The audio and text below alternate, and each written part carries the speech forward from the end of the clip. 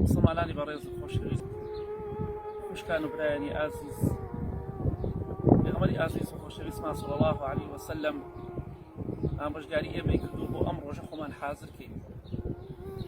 ئەم ڕۆیا بەیانی ئێمەش ئاوا دەبینە خاوەنی قەبرێک، جا بە خۆمان شەرمەزاری لای خوای پەروەردگار نەکەین.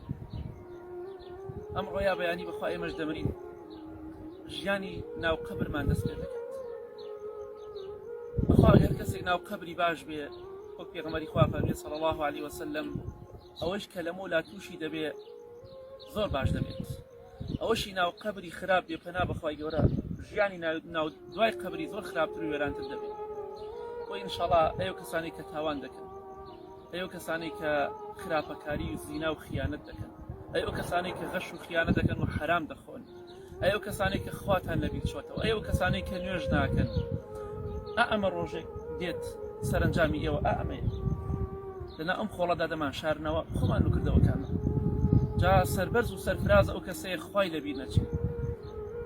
سەربەرز و سەرفراز ئەو کەسەیە هەوڵێک بۆ قەبر و قیامەتی خۆی بدا، هەرچی دەکەی بەخوا باش بی خراپ بی، ڕوو لە خوابی ڕوو لە خوا نەبی، بە داپۆشراو بی، خوشکی بەڕێزم داپۆشراو نەبی، بەخوا مە سەرنجامی تۆ.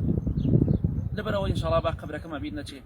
خۆتان بۆ ئەم ڕۆژە تاریکە، بۆ ئەم ڕۆژە ناخۆشە ئامادە بکەن، بە پشتیوانی خوا بە عیبادەت و خواپەرستی چاکە هەڵدەن، قەبرەکانی خۆتان ڕووناکەنەوە، بیکەن بە باخێک لە باخەکانی بەهەشت. پێغەمبەری خوا فەرمێ صلی الله علیه وسلم، ئینسانی ئیماندار لەناو قەبرەکەیدا لەناو باخێکی سەوز و خۆشدایە، و قەبرەکەیشی وەکو مانگی چواردە چەندێک جوان و ڕوونە، ناو قەبرەکەیشی ئاوا ڕووناک دەبکرێتەوە. بەڵام کەسانێکیشێ ناو قەبرەکەیان پڕە لە عەزاب و لە تاریکی و لە سزا.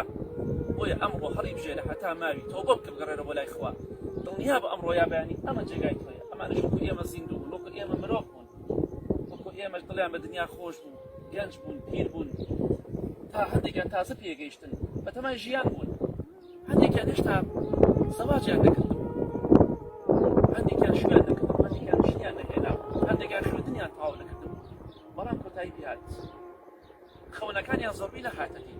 ئێمەش لەم دنیایدا خۆشەویستان بەخوا زۆربەی خەونەکانمان نایەتە دی. کاتێک مازانی ڕۆژێک دێ ڕۆژی مردنمان، ڕۆژێک دێ مردن ناومان دەسەڵێتەوە، بەخوا بە بێکەسی بە داماوی دەماخر ناو قەبرەوە جێمان دەکەن، کوا کەسوکانیم خەڵکردووە، دوای چەند دەقەیەک دوای ناشتنی ئەو مردووە لە گۆڕستان بخۆیان ڕۆشتەوە بۆ ناو ماڵ و ناڵی خۆیان و ئێوەیان بەجێهێڵا.